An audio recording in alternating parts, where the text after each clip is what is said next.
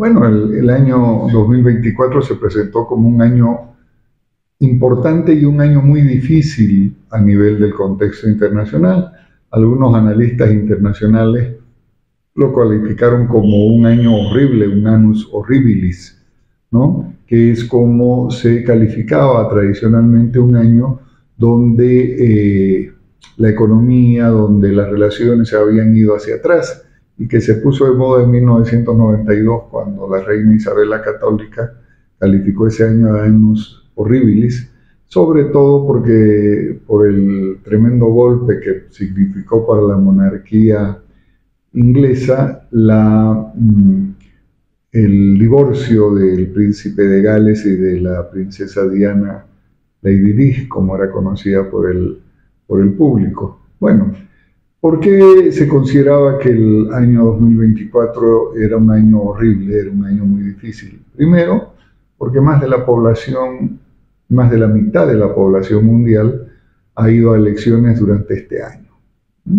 Países importantísimos en materia de población como la India, como Bangladesh, Pakistán, Rusia, México, por hablar del continente, Uruguay, han ido a elecciones, ¿no?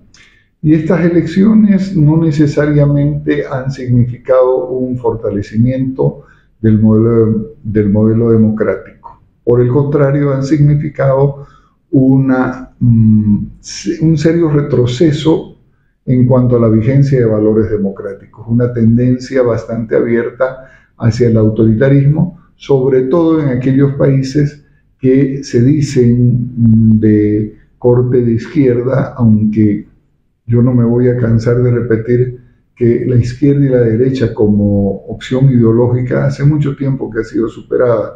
Ahora hablamos de populismo, que se dicen más abiertos y populismo más cerrados, pero ambos autoritarios. Entonces, hablar de derechas o izquierdas, en realidad lo que estamos hablando es de modelos populistas que se dan en uno y otro lado del espectro político. ¿Por qué digo que la democracia se ha puesto en jaque? Porque hemos visto procesos que han cuestionado seriamente la vigencia de la democracia en ciertos países. La elección en Rusia, por ejemplo, ¿no? Vladimir Putin ha vuelto a ser electo en un sistema que no admite una verdadera lucha democrática con partidos de oposición. Los líderes de oposición son perseguidos, son encarcelados. Y es una llamada seria advertencia aquí en el país. En el país se han violentado las bases mismas de la estructura democrática con, por ejemplo, magistrados que se autoprorrogan en el poder sin tener ninguna facultad, con convocatorias ilegales a elecciones judiciales. En ninguna parte de la Constitución o de las normas que rigen esta materia se determina que las elecciones judiciales pueden ser parciales, y sin embargo en pocos días vamos a ir a unas elecciones parciales, inconstitucionales, convocadas por unos magistrados, mejor dicho, demoradas por la acción de unos magistrados que ya no tendrían capacidad de actuar. Aparte de eso, el mundo comenzó este año con la presencia de dos conflictos importantes, dos conflictos bélicos, muchísimos conflictos bélicos, pero dos muy destacados, como son el caso de la respuesta de Israel a la masacre perpetuada en octubre del año pasado por el grupo terrorista Hamas, ¿no? Todo el escenario de Gaza, ¿no? El conflicto provocado por la invasión de Rusia a Ucrania, ¿no? Básicamente, y algunas otras regiones como el Mar de China, donde la beligerancia de la China ante una Taiwán que cada día se muestra más decidida a consolidar su soberanía es absolutamente evidente, ni que hablar del conflicto de Corea. Pero nos centraremos en los dos primeros conflictos. el conflicto desatado en la Franja de Gaza, porque más allá de librarse en una pequeñísima porción del territorio del Medio Oriente, como es la Franja de Gaza, es un conflicto que tiene unos alcances globales, porque ahí lo que se está jugando es la posibilidad de lograr una paz más o menos duradera en el Medio Oriente, que se venía construyendo a través de los acuerdos de Abrams, que los impulsó el presidente Trump en su primer periodo, del 2016 al 20, que estaba logrando culminar con la etapa del restablecimiento de relaciones de Israel con países que tradicionalmente se habían opuesto a su existencia, como era Arabia Saudí y los países del Golfo. Egipto ya había logrado normalizar las relaciones con Israel y surge este conflicto con un grupo terrorista, incursiona en territorio israelí y desata una matanza no solamente muy grande en términos numéricos, mueren más de 1000 ciudadanos israelíes, sino una matanza absolutamente horrorosa, cruel, destinada a provocar ese efecto. Se filman esas escenas con un propósito: evitar el avance de los acuerdos de paz en Medio Oriente, evitar la consolidación de una relación más o menos permanente de los países del Golfo, Arabia Saudí e Israel, hecho que dejaría en aislamiento a países básicamente como Irán y Siria, ¿no?, que rearticulan sus estrategias y usan estos grupos, Hezbollah, Hamas, hutíes y varios grupos yihadistas, que son solventados, entrenados, capacitados por el gobierno iraní. El desenvolvimiento de esa guerra a lo largo de todo el año nos ha hecho ver de que el escenario del 2025 no va a ser un escenario diferente.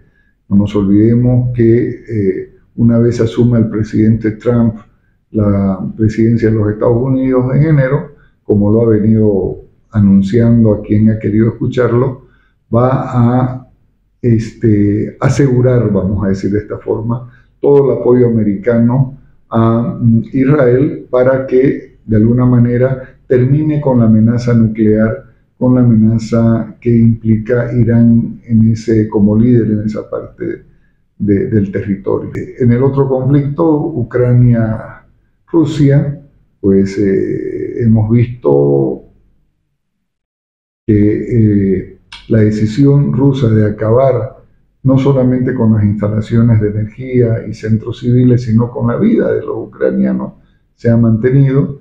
El mundo ha respondido, sigue respondiendo, apoyando a Ucrania, esta guerra de agresión injusta que está sufriendo.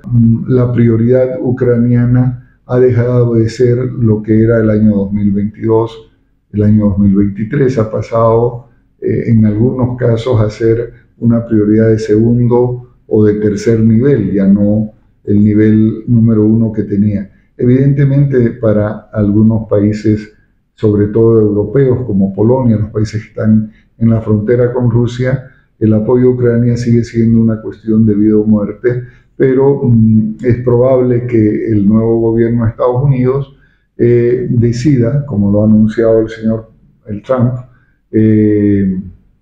poner un alto al fin a la guerra. ¿Qué va a significar eso?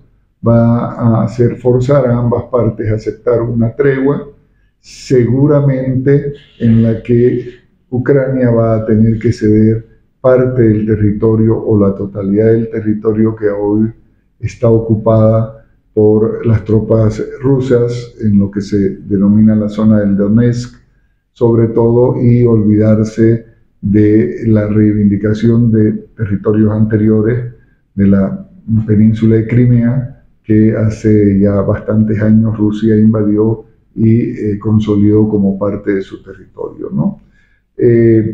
Como le decía, la tensión en el mar del sur de China continúa con Taiwán, con Filipinas, con Japón, ¿no? Y la emergencia de una China que se muestra mucho más beligerante y mucho más decidida a tomar por la fuerza o ejercer soberanía donde considera que tiene derecho a hacerlo.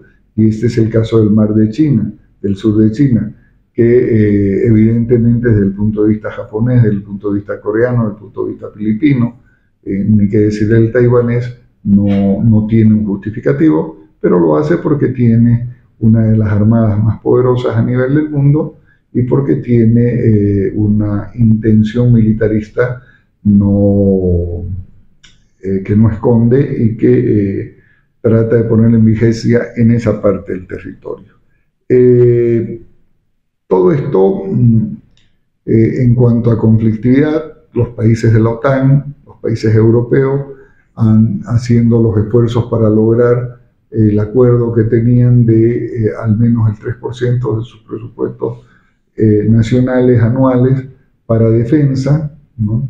Unos lo cumplen con mayor eficacia que otros, pero evidentemente estamos viviendo un periodo de rearme mundial. Estamos viviendo un periodo de acumulación de armas mundial que hay muchos analistas que hablan de que es el prolegómeno de una tercera guerra, gran guerra, una tercera guerra mundial. Esperemos que no sea así, que los conflictos se mantengan localizados en ciertos lugares, y ahí el principal responsable es Rusia, que tiene un arsenal de armas convencionales bastante importante, que mantiene un arsenal de armas nucleares a las que acaba de cambiar el protocolo de uso. Hoy por hoy el acuerdo, la modificación que ha hecho el señor Putin es que cualquier ataque convencional puede ser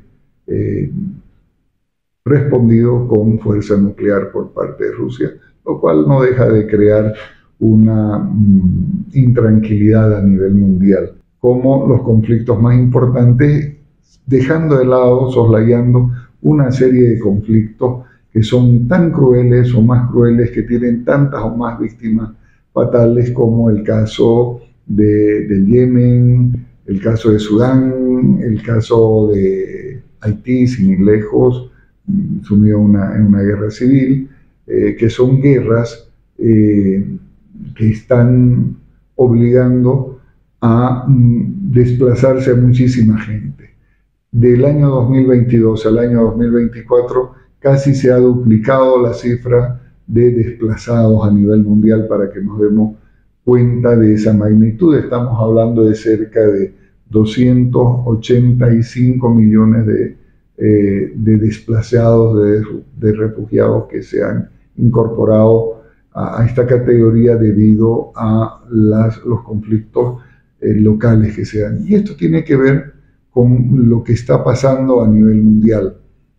A nivel mundial estamos viendo que la proliferación de 193 estados, cuando la ONU se funda con 50 estados, entre los que Bolivia fue signatario, y algunos estados que todavía estaban terminando de consolidar su situación de independencia, que no participaron, pero la totalidad no pasaba de los 70 estados a nivel planeta. Hoy hablamos de 193 estados que se han creado muchas veces escindiéndose de estados anteriores o obedecen a una forma caprichosa de demarcación de fronteras.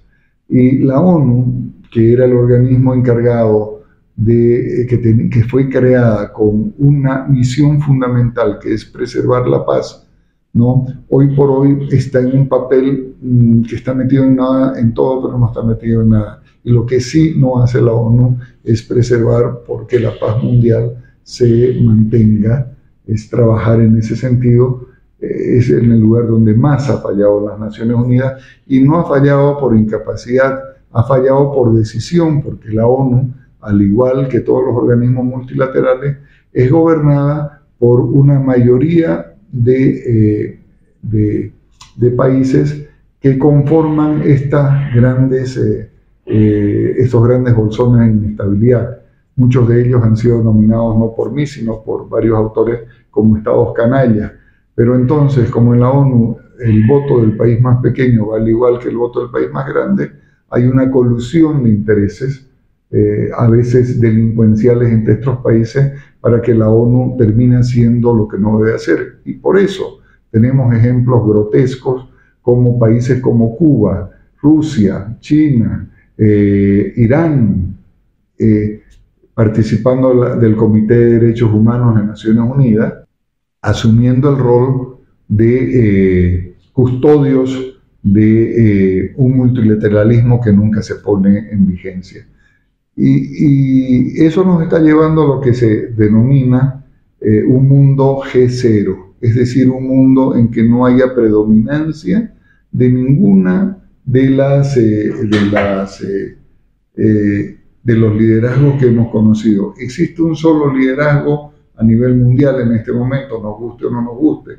Hay una sola superpotencia, Estados Unidos, que cada vez quiere ser menos el policía del mundo, que cada vez quiere ser menos el participante o el impulsor, como lo fue en su momento con la creación de Naciones Unidas. No nos olvidemos que fue el presidente Roosevelt uno de los que llevó adelante, y por eso esa organización se creó en territorio americano, ¿no? Ese rol ya no lo quiere jugar Estados Unidos porque considera que en ese multilateralismo ha perdido mucho espacio, porque es confrontado, es interpelado en muchas decisiones por estos países que de otra forma no tendrían, estarían más bien sentados en el banquillo de los acusados y no en el banquillo de los acusadores, ¿no? ¿Qué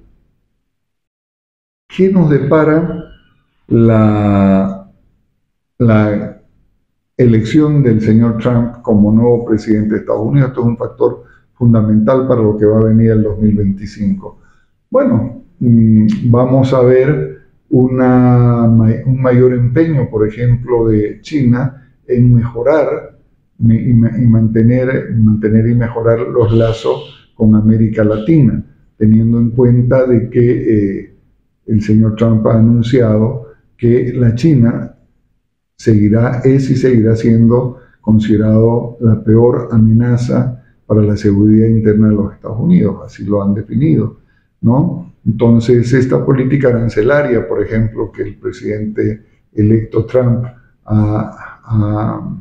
viene repitiendo que va a implementar a partir del primer día de su gobierno, tiene que ver más que todo para disuadir a sus socios, en este caso sus socios más cercanos, Canadá y México, de permitir lo que hace China hasta ahora. China elude la política arancelaria americana, asentando industrias de maquila, vamos a decir, en esos territorios y exportando esos productos bajo el beneficio del acuerdo comercial que une esos tres países, ¿no? Pero mire usted que el presidente Trump no, lejos de aparentar esa locura, ese juicio malsano que dicen los analistas de izquierda y los periodistas que obviamente están en desacuerdo con su victoria, lo que está haciendo son anuncios. Él va a asumir el gobierno todavía dentro de más de un mes y medio, ¿no? ¿Y qué es lo que ha hecho con esos anuncios? Es decir, si no paran, si no se hacen cargo del tema del fentanilo, si no se hacen cargo del tema de la migración y siguen haciéndose los onzos con las oleadas y oleadas de gente que quiere ingresar a Estados Unidos, entre la que avanzan verdaderas carteles del crimen como el Tren de Aragua y todo aquello, les voy a imponer aranceles.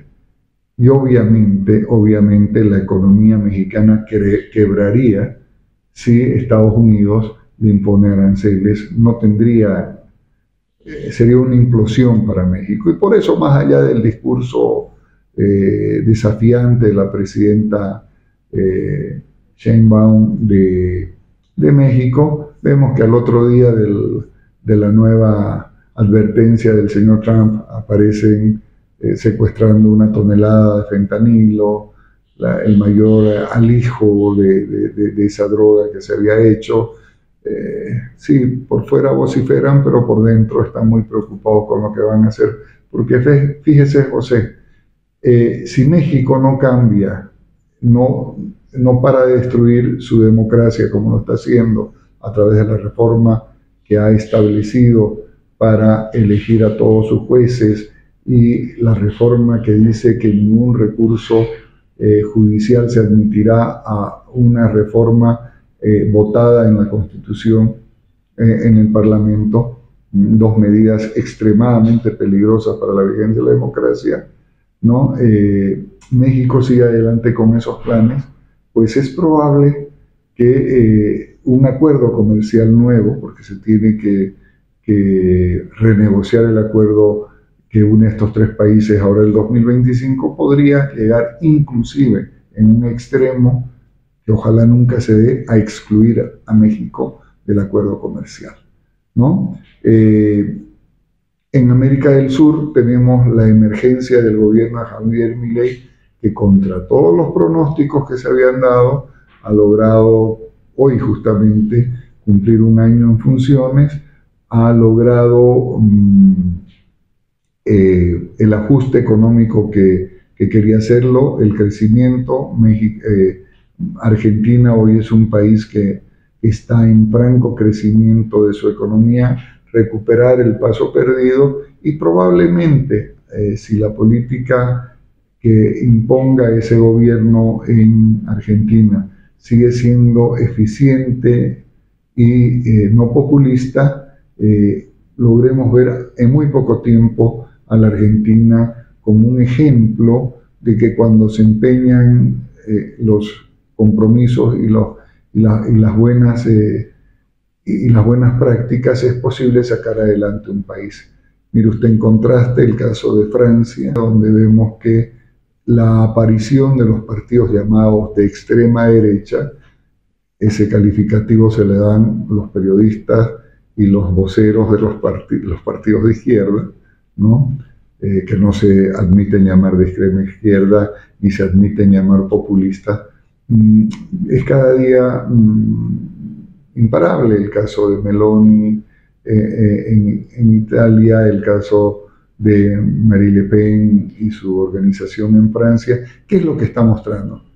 Que el mundo se ha cansado de un modelo que no solamente fue derrotado, debía haber sido derrotado el año 89 cuando se cayó el muro de Berlín, cuando la Unión Soviética desapareció, sino que se ha reinventado, ¿no? Que no hace otra cosa que criticar a las personas que quieren defender su libertad individual por encima de cualquier otro compromiso.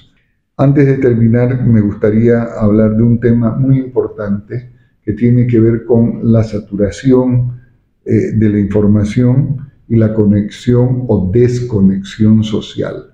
De un tiempo a esta parte viene creciendo a nivel mundial, América Latina, Europa, son los sectores donde las regiones geográficas donde más crecen estos fenómenos, de gente que ya no quiere ver noticias, gente que ya se aísla, se desconecta socialmente de aquello y prefiere enterarse de lo que pasa en el mundo a través del boca a boca o sencillamente ignorarlo. Y esto tiene mucho que ver con la explosión en el último año del uso de la inteligencia artificial para generar noticias verdaderas o las fake news o las noticias falsas que se propagan, ¿no? Entonces, para un espectador desprevenido, no es fácil darse cuenta que esa voz, que esa imagen, que es exactamente la voz y la imagen de una persona que él conoce, en realidad es inteligencia artificial que está diciendo algo que él nunca dijo. Y eso lo vemos todo el tiempo, lo vemos, el propio Estados Unidos tuvo que vivir esta oleada de de noticias falsas durante la campaña electoral recientemente terminada. Es muy importante y es muy saludable lo que ha empezado a hacer la Unión Europea, reglamentando, tomando la decisión de llevar adelante una ley que regule el uso de la inteligencia artificial en todos sus espacios. Esperemos que Estados Unidos, a pesar del perfil liberal del presidente Trump, siga esos pasos, controle, porque evidentemente ese tipo de uso de la inteligencia artificial nos puede traer daños irreparables, puede ayudar a desatar guerras, puede ayudar a tomar decisiones erradas en todo sentido. Y a todo esto tenemos que sumar el problema económico que viene atravesando el mundo, la desaceleración de la economía, sobre todo en regiones como América Latina, influenciadas o consecuencia, por ejemplo, de la situación de la economía china. La economía china desde hace varios años viene sufriendo una desaceleración acentuada. Las metas de crecimiento de China ya no son las metas espectaculares y los problemas internos que se vienen acumulando al interior del territorio de China por esta crisis económica cada vez son más difíciles de contener. Similar situación estamos viviendo en América Latina.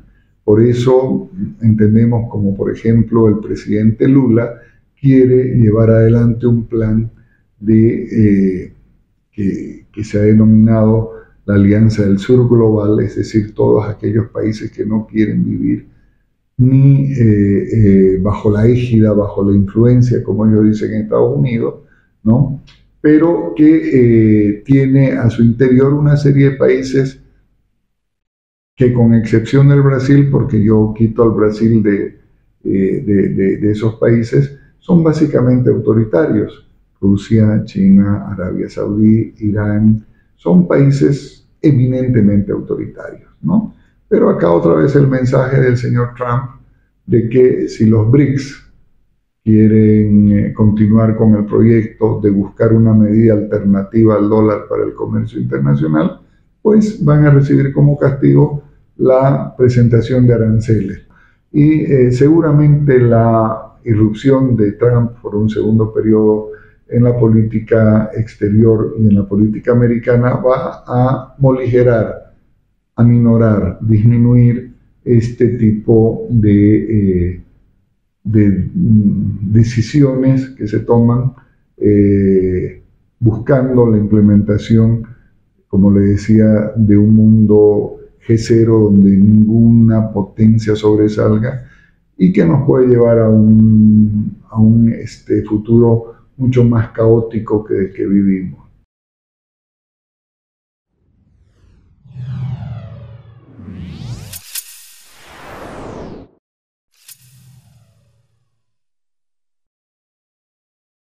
Desde la Gobernación de Santa Cruz, a través del CEDES, reafirmamos nuestro compromiso con la salud de cada cruceño. Hoy contamos con 30 empresas de ambulancias debidamente registradas. Después de casi 2 años, hemos retomado los trasplantes de órganos, devolviendo la esperanza a pacientes en listas de espera. Nuestras respuestas rápidas han brindado atención a más de 26.000 personas afectadas por incendios forestales. Y fortaleciendo a nuestras provincias, hemos habilitado ventanillas únicas de trámite, acercando la salud a las 15 provincias de Santa Cruz. Porque la salud es nuestra prioridad.